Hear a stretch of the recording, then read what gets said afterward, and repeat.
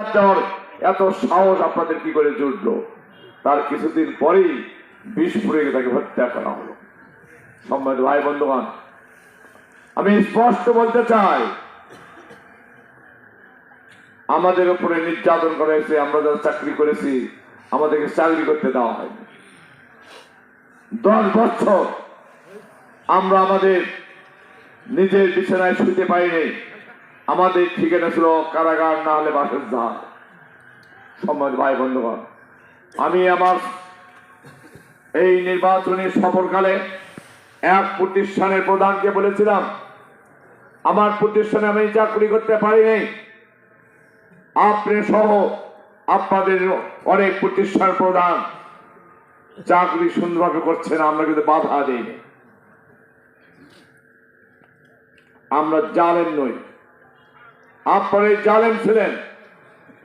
আপনাদের মধ্যে কোনো বিচার বলে কোনো জিনিস ছিল না। মিথ্যা মামলা, হয়রানিমূলক মামলা দিতে আপনারা কোনদিন কুণ্ঠাবোধ করেন নাই। আপনাদের মামলা ছিল গায়েবী মামলা, যে মামলা কোনো অস্তিত্ব ছিল না। এগুলি করেছেন, আমরা সব মেনে নিয়েছি।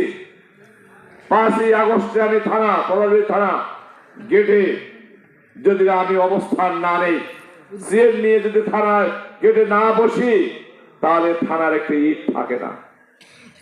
সার্কেল এবং ওসি দেখে বলে আমাদেরকে রক্ষা করুন। আমি বলি, আপনাদের আজকে লজ্জা হয় না? এই থানার মধ্যে আমি উপজেলার চেয়ারম্যান থাকলে আপনারা চোখ বেঁধে 2 হাতে কড়া রেখে আমাকে রিমান্ডে নিয়েছিলেন।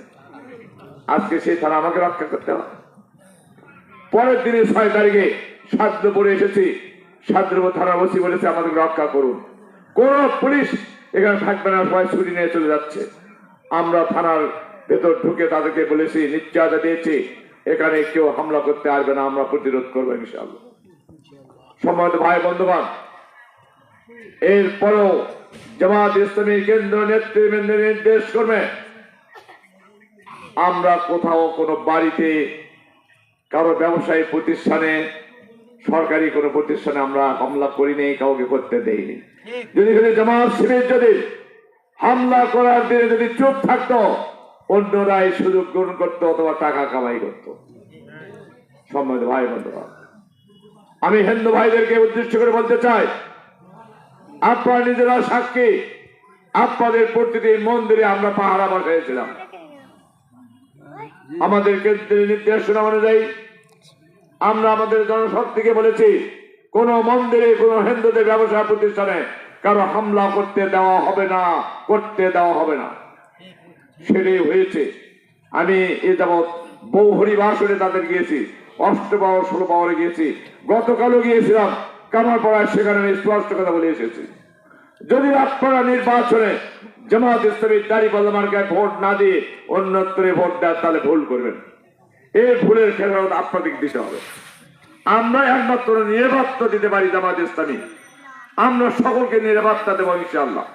আমাদের কেন্দ্রীয় সংগঠনের নির্দেশনা অনুযায়ী আমরা নিরাপত্তা দেব।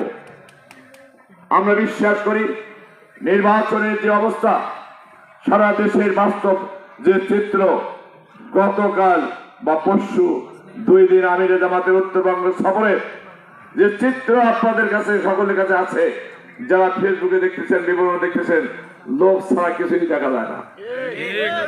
সম্মানিত ভাই বন্ধুগণ, গাইবান্ধা জেলার জনসভা পলাশবাড়িতে হয়েছে। যারা পলাশবাড়িতে গিয়েছেন তারা এই দৃশ্য দেখে এসেছেন।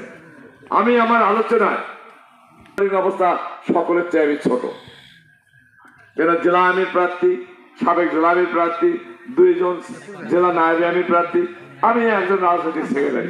আগে জেলা সেক্রেটারি ছিলেন, ঠিক আছে, কিন্তু যখন যার উপর যে দায়িত্ব আসবে, সে এখন অন্য চেয়ে ছোট হোক বা বড় হোক, তাকে সম্মান দেবে। এটাই জামাত ইসলামী, তাহলে আমি রক্ত করবে জামাত ইসলামী।